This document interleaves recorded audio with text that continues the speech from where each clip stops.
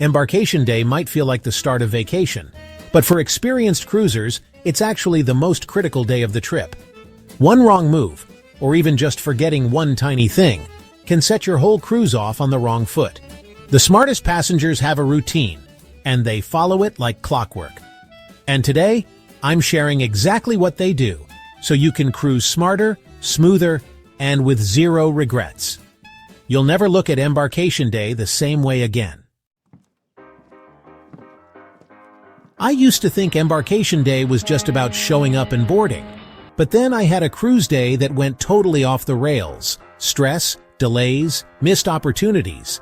And when I stepped back and really looked at what went wrong, I realized the truth. It wasn't bad luck. It was me. Everything that went wrong, I could have prevented with a little planning.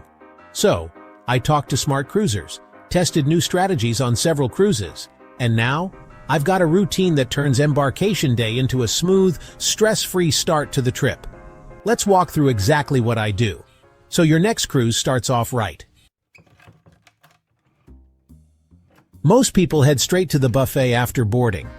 It's familiar, fast, and open, but I've learned that skipping it on day one is one of the smartest moves I can make.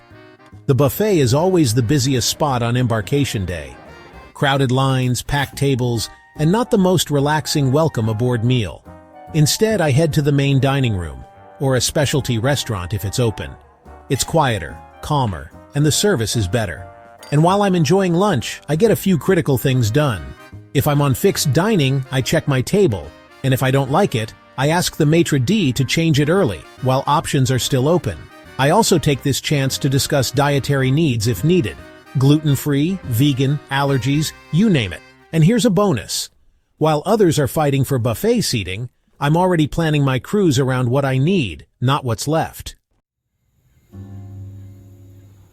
It's easy to get excited and just start wandering the ship. But smart cruisers? They head straight to their cabin. Why? Because this is your chance to fix any issues before the rush hits. I check everything right away. Is the room location okay? Is the balcony view obstructed? Are the beds set up correctly? Does the air conditioning work? I test the lights, the safe, the outlets, even the pillows. If something's wrong, I flag it to the cabin steward immediately. They'll be much more responsive before they're swamped with every other guest on the ship. If there's a real problem, like noise, layout, or a maintenance issue, I go to guest services early, before the line starts snaking through the atrium. And yes, I lock up my valuables in the safe, then take quick photos of the cabin while it's still clean. That way, I start my cruise organized, not already behind.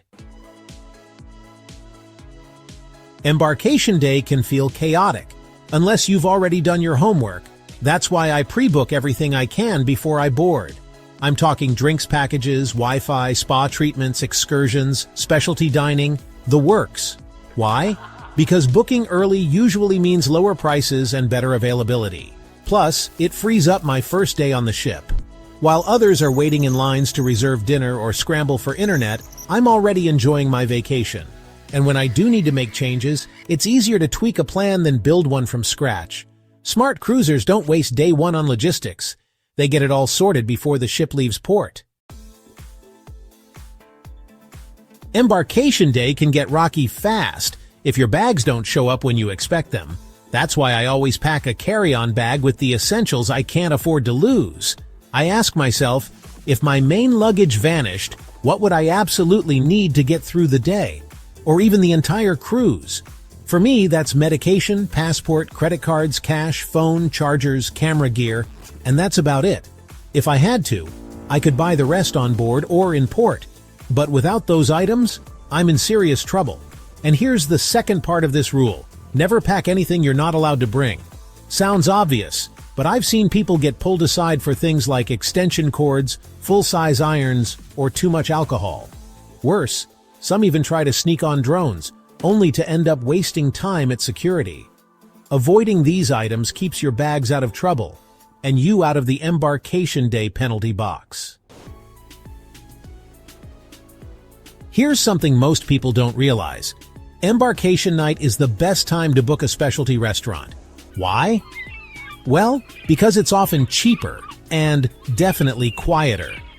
While everyone else crowds into the buffet or main dining room, I'm enjoying a relaxed, high-quality meal without the chaos.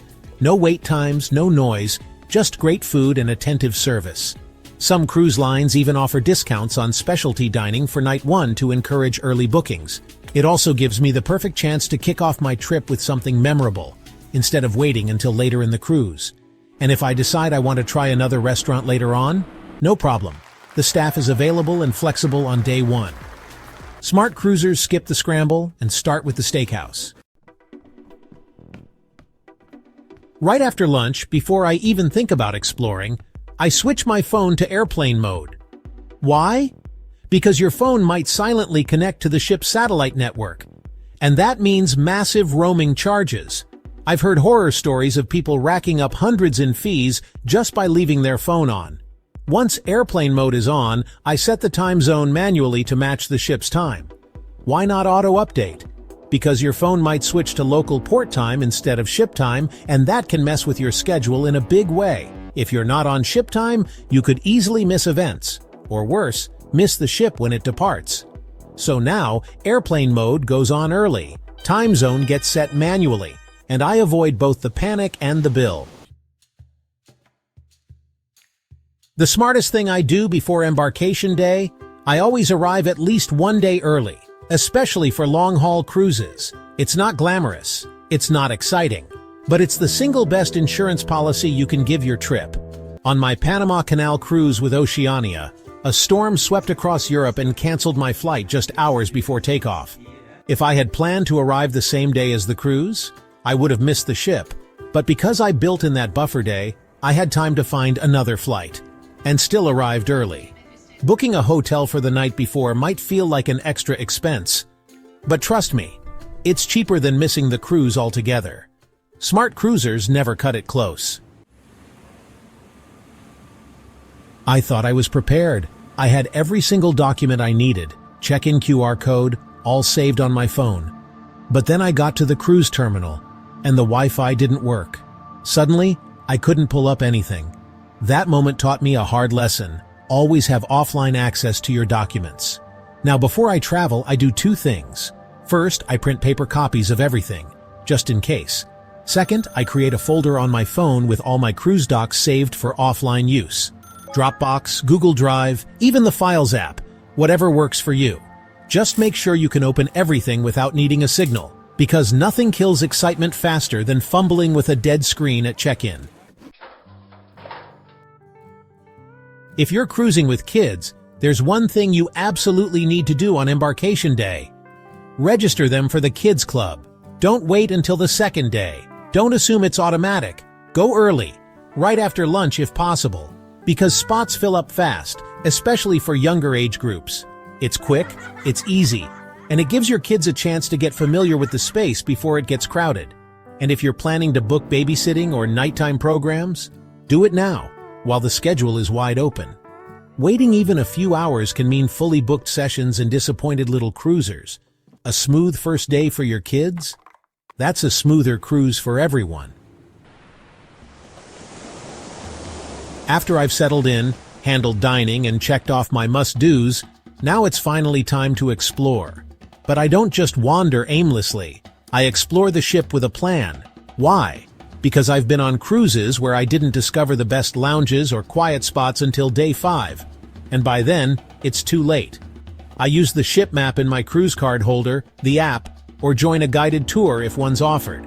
I always look for tucked-away spaces, adult-only decks, cozy observation lounges, spa areas, or shaded outdoor seating. And if the ship has premium areas like the retreat or sanctuary. Embarkation Day is your one chance to walk through and see if it's worth the upgrade. After today, access is restricted. Plus, the ship's still quiet, so it's the perfect time to snap some great photos before it gets crowded. Smart cruisers explore early, so they cruise better all week long. After all the unpacking, planning, booking, and exploring, there's one thing I never skip on Embarkation Day: the sail-away party. It's more than music and drinks. It's the official start of your cruise.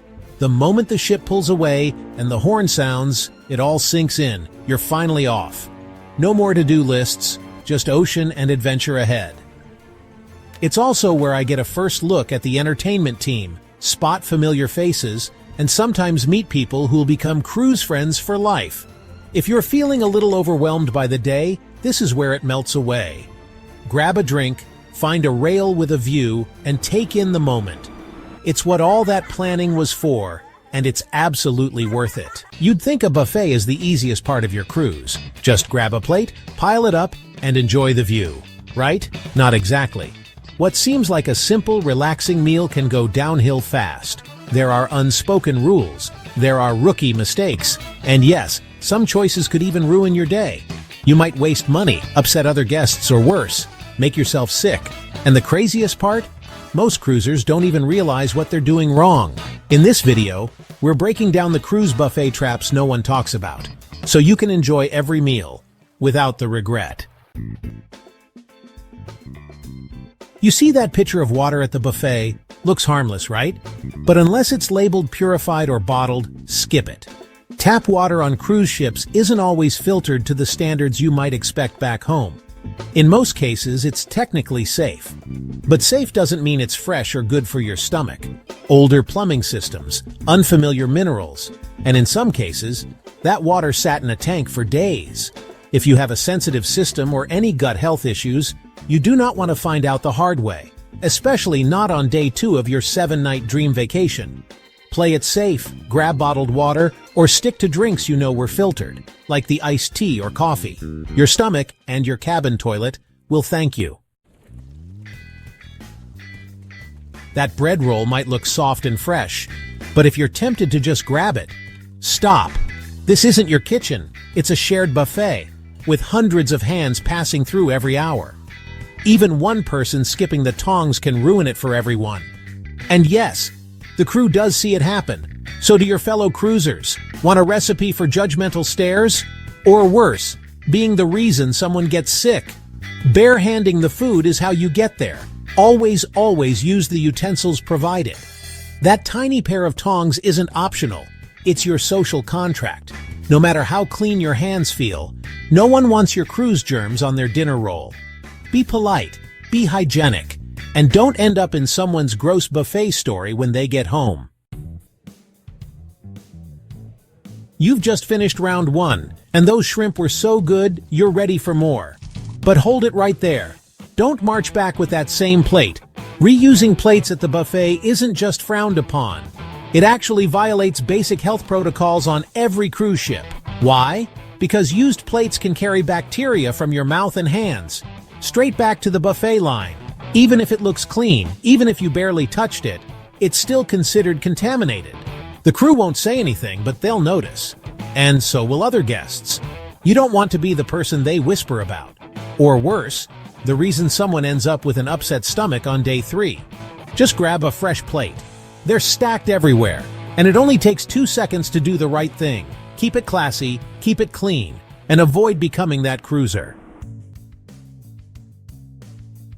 We've all been there. You walk into the buffet and your eyes get bigger than your stomach, and before you know it, your plate looks like it belongs on a construction site, layered, wobbling, and just one meatball away from collapse. But here's the problem. Overloading your plate isn't just impractical.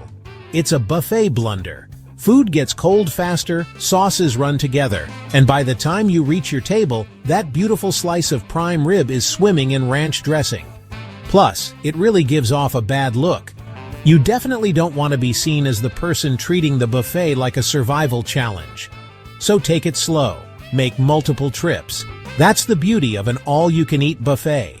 You don't have to win it in one round. Buffets might feel casual, but food allergies are anything but. Just because something looks safe doesn't mean it is. That innocent-looking salad could have hidden nuts. That grilled fish might have shared a spatula with shrimp. Cruise lines try to label things, but it's not always perfect. And here's the kicker. Buffets are a cross-contamination playground. Tongs get reused, spoons get swapped, and ingredients travel from tray to tray like they're on vacation too. If you have allergies, don't roll the dice. Ask a crew member. Better yet, speak with the buffet supervisor. They'd much rather answer your questions than call the medical team later. Remember, your cruise is meant to be relaxing, not spent reading ingredient labels from a stretcher. Let's talk cleanliness. That hand sanitizer station? It's not decorative. Buffets mean shared tongs, shared spoons, and, unfortunately, shared germs.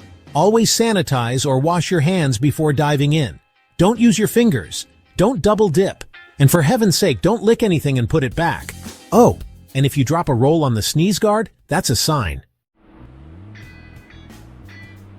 One of cruising's best-kept secrets? Each side of the buffet might be different. What looks like a mirror image setup might actually hide the stir-fry station of your dreams. Some ships offer sushi on one end and tacos on the other. Asian cuisine over here, roast beef carving station over there. So before you settle for mystery casserole, do a little buffet window shopping. If you have food allergies, listen up. Cruise lines are pretty good at helping out, but you've got to speak up. Let the line know before you sail. Talk to a manager, not just the buffet server with 6 trays and a ladle. Cross-contamination is real, especially with shared serving utensils. When in doubt, ask for a supervisor. They'd much rather help you early than call the ship doctor later. Yes, there's bacon. Yes, there's cake. But cruise buffets also have grilled veggies, sugar-free desserts, salads with more than just iceberg lettuce. You don't have to eat clean the whole trip. This is vacation after all. But if you're aiming to not need stretchy pants by day 5, balance is your friend. We all learned how to behave at Golden Corral. Let's not forget it on the high seas. Here's your refresher. Don't cut in line. Don't hover and hold up the station. Don't make life harder for the crew. And always, always, grab a clean plate for seconds, even if your old one isn't that dirty. This isn't a backyard BBQ. It's a shared space with 3,000 strangers. Oh, and try not to camp out at your table during peak lunch. If others are circling like seagulls looking for a spot, maybe wrap up the poker game. Buffets get busy, like line out the door busy. Want to avoid the crowd? Eat a little early or a little late. Lunch at 11:30? Peaceful. Lunch at noon? Utter madness. Dinner at 6:45? Lines. Dinner at 5:30 or 8 o'clock? Smooth sailing. You'll thank yourself for the quieter experience, and for not having to fight over the last breadstick. You're not in a rush. This isn't airport food between connections. Slow down. Chew. Breathe. Enjoy your meal. If you wolf down your meal in 7 minutes flat, you'll just end up with indigestion and a missed opportunity to people watch. Relax. You're on a cruise. I hate to be the fun police, but your wet swimsuit and no shirt look, not Buffett approved. Most cruise lines ask for a cover-up or t-shirt before entering. No shoes, no shirt, no shrimp. Also, no dripping through the buffet line like a soggy Labrador retriever. Dry off first, then dig in. Flip-flops are fine, but make sure everything that needs to be covered is covered. You just had a big lunch. You think, I'll skip dessert this time. But then you walk by the pastry station, and that tiny cheesecake calls your name like it knows your weaknesses. Remember, cruise calories don't count. That's not science, but it should be. If you see something that looks good, take it. The worst-case scenario, you don't finish it.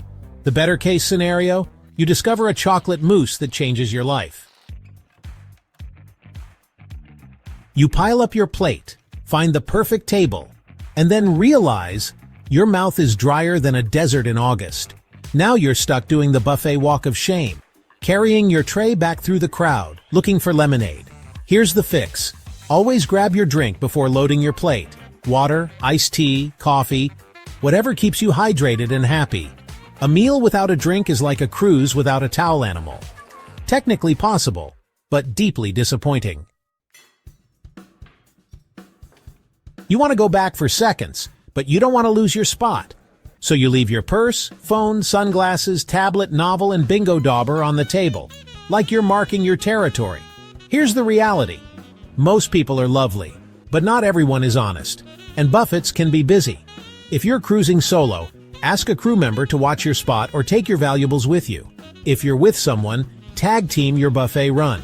Your phone doesn't need to save your seat. It's not a chihuahua at a Starbucks patio. You entered on one side, you explored the stations, and now you don't know how to get back to your table. It's not just you. Cruise ship buffets can feel like food labyrinths, especially after 3 trips to the carving station. Here's your solution. Take note of landmarks. Are you sitting near the soup bar, the ice cream machine, the guy who won't stop talking about how much shrimp he ate? Use your surroundings. And if you do get turned around, hey, maybe you'll find a new dessert section you missed the first time.